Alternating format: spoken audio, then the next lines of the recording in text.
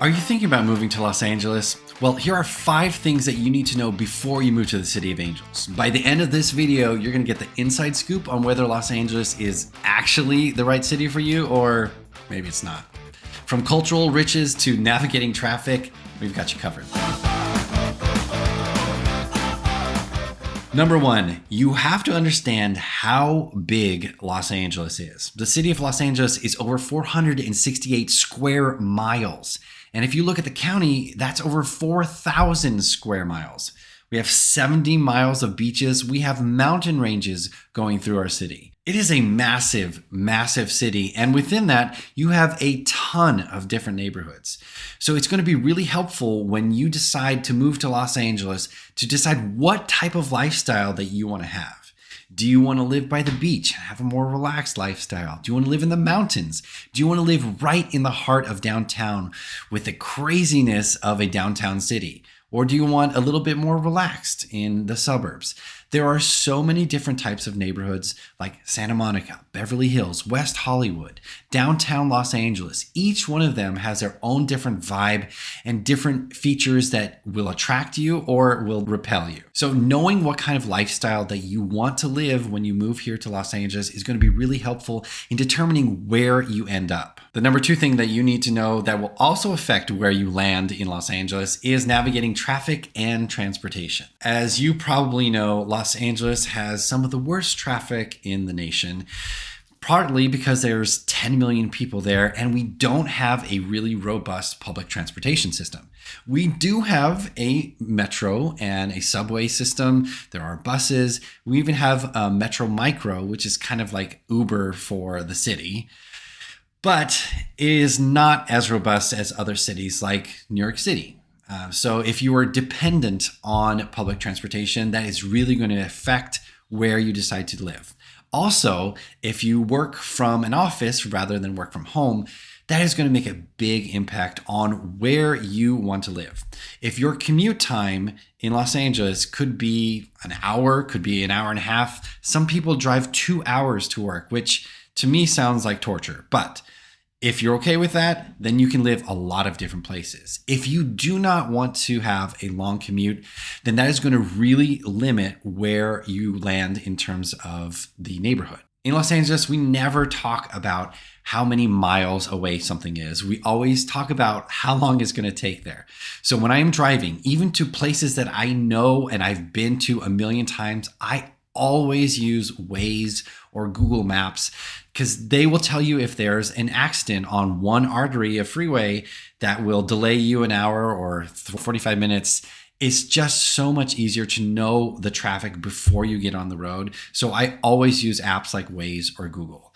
And it really makes a big difference because it could take you 45 minutes to go 4 miles, whereas in other cities, you go 4 miles in like 3 minutes. So definitely take the time consideration of where you're going to go in factor when you're doing any kind of traveling in Los Angeles. Number 3 is the cost of living. When I first moved here in 2018, I just kept saying over and over again, how much? How much? Because things here are crazy expensive. In fact, Los Angeles is 51% higher for the cost of living than the national average.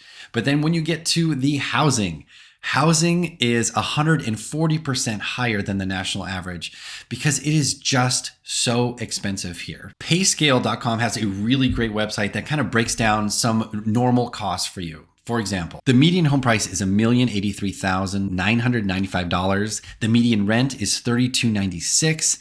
The energy bill is $195. Your phone bill is $210. Now let's talk about gas for a minute. I drive an electric car because I was sick of paying $6 a gallon for gas.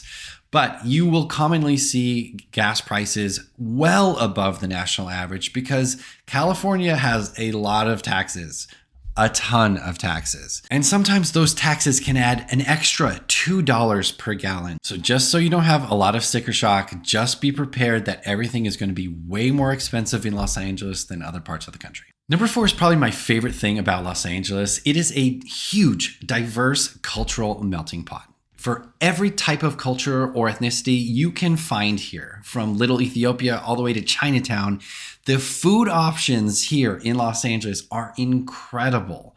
any type of food that you want, you can find here. In fact, if you're a foodie, you should move to Los Angeles. We have some of the best chefs in the world, from taco trucks all the way to fine dining. You will be able to be in heaven for all of the food options that you have here. Now, if you want to do more cultural activities, we have a world-class symphony. We have the Hollywood Bowl. We have art museums that are top-notch. You have art galleries. There are so many different things that you could participate here in Los Angeles. It is really great. When I first moved here, I thought it was going to be full of plastic, superficial people. And let's be real, I mean, there is definitely some of that, but it is way more cultural than I thought it was going to be. As long as you participate and you get engaged in what the city has to offer, you will have a wonderful cultural life here. And number 5, Los Angeles has a really great work-life balance. Unlike a lot of other cities in America, hello, New York and San Francisco, Los Angeles has a really great balance between work and life. And I think a big factor about that has to be the weather. It's January and I walked to the gym this morning at 6 o'clock in shorts. Other cities, you can't really do that. And growing up in Colorado where it was snowy and cold during the winter, it just made it a little bit more stressful and not as enjoyable. But here in Los Angeles, it is very nice weather most of the year, and you get to take advantage of that. You will see that Los Angeles is a very active town. You will see people walking, hiking, working out, playing frisbee, riding their bike. It is a very active town because the weather is conducive to do that. And I think when you have the ability to be outside and be in nature, it just makes it a little bit easier to deal with all the stresses of work. Just like any city you move to, the more that you participate and the more engaged with what the city has to offer, it will really create a life that you can really enjoy. And I think that the work-life balance here is really, really good. I get calls every single day for people moving to Silver Lake, Los Feliz, and Echo Park. And if you're thinking about buying or selling a home in the Silver Lake, Echo Park, or Los Feliz area, please give me a call. My number is in the description down below. And if you like this video, you're definitely going to like the next one. My name is Felipecrook with eXp Realty, investing in your dreams.